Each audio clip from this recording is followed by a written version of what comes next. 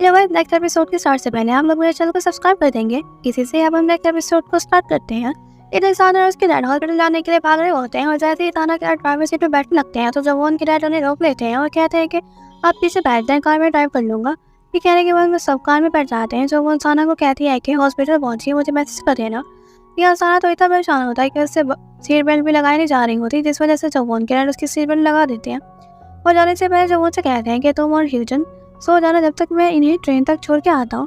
ये कह के वो वहाँ से चले जाते हैं। जब वो और ह्यूजन उन्हें जाते हुए देख रहे होते हैं, जब वो कहती है कि तुम्हें क्या लगता है कि सब कुछ ठीक हो जाएगा, तो वो कहता है हाँ, उम्मीद करते हैं कि सब कुछ जल्दी ठीक हो जाएगा। फिर साना और उसके डैड हॉस्पिटल पहुँच जाते हैं और साना के अंकल से मिलते हैं। साना के डैड उन्हें हॉस्पिटल में देख के कहते हैं कि आप जापान से इतनी जल्दी कैसे वापस आ गए। वो बताते हैं कि मैं सुबह की फ्लाइट लेके यहाँ आ गया हूँ। साना पूछता है कि मॉम क्या कहती है, तो वो बताते हैं कि आगे उनकी सर्जरी हो रही है। फिर वो कहते हैं कि तुम तो बहुत बड़े हो गए हो, मैं तुमसे 10 साल के बाद मिल रहा हूँ। साना के डैड उनसे सोई के बारे में पूछते हैं, तो वो बताते हैं कि सोई वेट के साथ यहाँ पर सुबह को आएगी। इसके बाद वो सब सर्जरी के ख़त्म होने का इंतजार करने लग जाते हैं। सर्जरी के बाद डॉक्टर इनसे मिलते हैं और बताते हैं कि सर्जरी अच्छे से हो गई है, लेकिन अभी भी उन्हें होश नहीं आया, इसलिए हम उन्हें कुछ दिन ऑब्जर्वेशन में रखेंगे। ये सुन के साना चैन के साथ लेते हुए वहीं बेंच पे बैठ जाता है। यह रात के 2 बज चुके थे, लेकिन अभी तक कोई भी सोया नहीं था। जब वो और हर्जन तो अभी साना के मेंस का वेट कर रहे होते हैं। जब उनके डैड उन्हें कहते हैं कि तुम लोगों ने सुबह स्कूल में जाना है, तो तुम लोगों को सो जाना चाहिए, मगर वो लोग तो अभी भी सो नहीं रहे होते। तभी हेजन के पास साना का मैसेज आता है और बताता है कि मेरी मॉम की सर्जरी अच्छे से हो गई है, इसलिए तुम लोगों को परेशान होने की जरूरत नहीं है। इसके बाद वो लोग टेंशन फ्री हो जाते हैं और अपने डैड के कहने पर वो दोनों अपने अपने रूम में सोने के लिए चले जाते हैं। इधर हॉस्पिटल में साना अकेला बैठा होता है। तभी उसके डैड उसे कुछ कहने के लिए आते हैं, मगर उसकी हालत देखकर वो उसे कुछ कहे बगैर चले जाते हैं। फिर साना अपनी मॉम से मिलने के लिए उनके रूम में चला जाता है और कहता है कि मुझे खुशी है कि आपको कुछ भी नहीं हुआ। अब सुबह को साना के अंकल साना के डैड से कहते हैं कि मैं सोही के डैड के फिंगर पे जा रहा हूँ, अगर यहाँ कोई प्रॉब्लम हो जाए तो मुझे इन्फॉर्म कर देना। साना के डैड भी इस बात पर सर हिला देते हैं। तभी पीछे से सोही आ जाती है और साना को ऊपर कहते हुए उसे हक कर लेती है और अपने अंकल से कहती है कि अंकल मैं अपने ऊपर से पहली बार मिल रही हूँ और ऊपर भी मुझसे पहली बार मिल रही है। साना सोही की बातें सुन के नीचे बैठ जाता है और कहता है कि सोही के में बताया कि मॉम बीमार है। सोही कहती है कि हाँ, मुझे मेड ने बताया कि मॉम डैड बीमार है, लेकिन उसने कहा है कि वो कुछ ही दिनों में ठीक हो जाएंगे। ये सुन के सब मेड की तरफ देखने लग जाते हैं और मेड कहती है कि इसके अलावा मैं इसे क्या ही बता सकती थी। ये सुन के सोही सबकी तरफ हैरानी से देखने लग जाती है और कहती है क्या मेड ने मुझे सही बात नहीं बताई। इस पे उसके अंकल सोही के पास आते हैं और समझाते हैं कि मुझे एक काम है और जब तक मैं नहीं आता तब तक तुम्हें मेड के साथ ही रहना होगा, और जब तुम्हारे मॉम डैड ठीक हो जाएंगे तो तुम उनके साथ दोबारा से रह सकती हो। लेकिन सोही तो ये सुन के रोने लग जाती है और कहती है कि मैं इतने दिन मॉम डैड के बिना कैसे रहूँगी, मुझे अकेले नहीं रहना। ये सुन के साना भी सेट हो जाता है और उससे सोही का रोना बर्दाश्त नहीं होता और वो उसे प्यार से कहता है कि सोही, जब तक तुम्हारे मॉम डैड ठीक नहीं होती तब तक क्या तुम मेरे साथ रहना चाहोगी। ये सुन के सोही चुप हो जाती है और अपने पप्पा के साथ रहने के लिए मान जाती है। ये सुन के साना के डैड कहते हैं कि साना ये तुम क्या कह रहे हो। साना कहता है कि अंकल को फिनर पे जाना और उनके जाने के बाद सोही अकेली हो जाएगी। ये सुन के अंकल तो खुश हो जाते हैं और कहते हैं कि साना अगर तुम सोही के साथ रहोगे तो मुझे सोही की फिक्र करने की जरूरत नहीं होगी। इसके बाद साना अपने डैड से कहता है कि डैड आप मेरे बगैर ही घर वापस चले जाएं। और कहता है कि जब तक मॉम ठीक नहीं होती तब तक मैं सोही के साथ ही रहूँगा।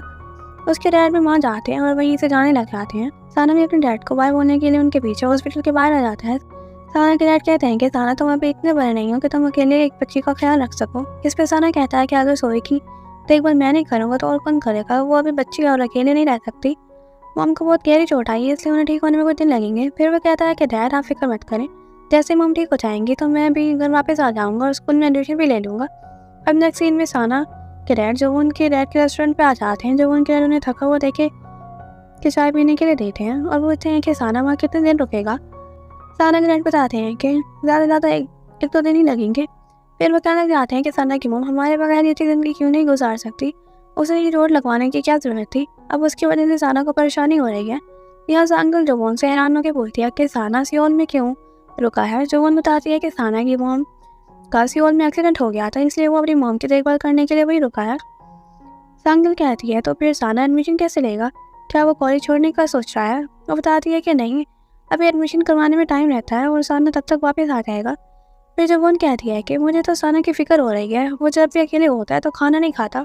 इस पर ह्यूजन कहता है कि साना हॉस्पिटल में अकेला थोड़ी है, उसकी मॉम अंकल और बहन भी तो है। इस पर जब कहती है कि लेकिन क्या वो लोग ये जानते हैं कि साना खाना कब खाता है, और साना के बारे में ये फिक्रमंद होने लग जाती है। इधर हॉस्पिटल में साना देखता है कि उसके अंकल डॉक्टर से बात कर रहे होते हैं। साना अपने अंकल के पास आता है। साना के अंकल उसे बताते हैं कि डॉक्टर ने कहा है कि तुम्हारी मॉम का ऑपरेशन सक्सेसफुली हो गया था, लेकिन अभी वो होश में नहीं आई और ये बात अच्छी नहीं है।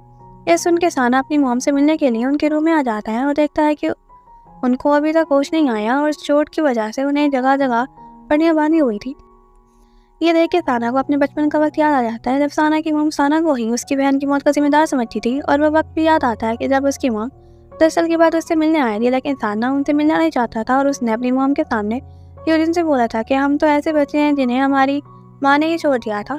और उसे वो वक्त भी याद आता है कि जब उसकी मॉम ने उसे कॉल की थी और वो साना से मिलना चाहती थी, लेकिन साना ने मिलने से मना कर दिया था, जिस पे उसकी मॉम ने कहा था कि मुझे लगता है कि अब तुम मुझसे मिलने तभी आओगे जब मैं बीमार होकर बिस्तर पर पड़ी होंगी या फिर जब मैं मर जाऊंगी।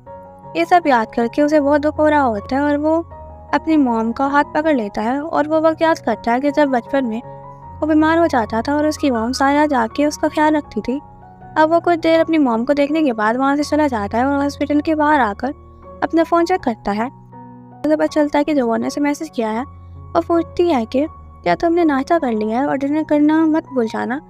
ये देख के वो जवान को कॉल कर देता है। जवान कहती है कि लगता है कि तुम बिजी नहीं हो, इसीलिए तुमने मुझे कॉल किया। वो कहता है कि हाँ बस अभी हॉस्पिटल से आ रहा हूँ। वो पूछता है कि तुम बताओ तुम क्या कर रही हो। वो बताती है कि मैं डैड के कहने पे ग्रोसरी लेने आई हुई थी, वही लेके जा रही हूँ। फिर पूछती है कि तुम घर वापस कब आ रहे हो, तुम जब वापस आने वाले हो तो उससे पहले मुझे बता देना, मैं डैड से कह के तुम्हारी पसंद की चीज़ बनवा दूंगी।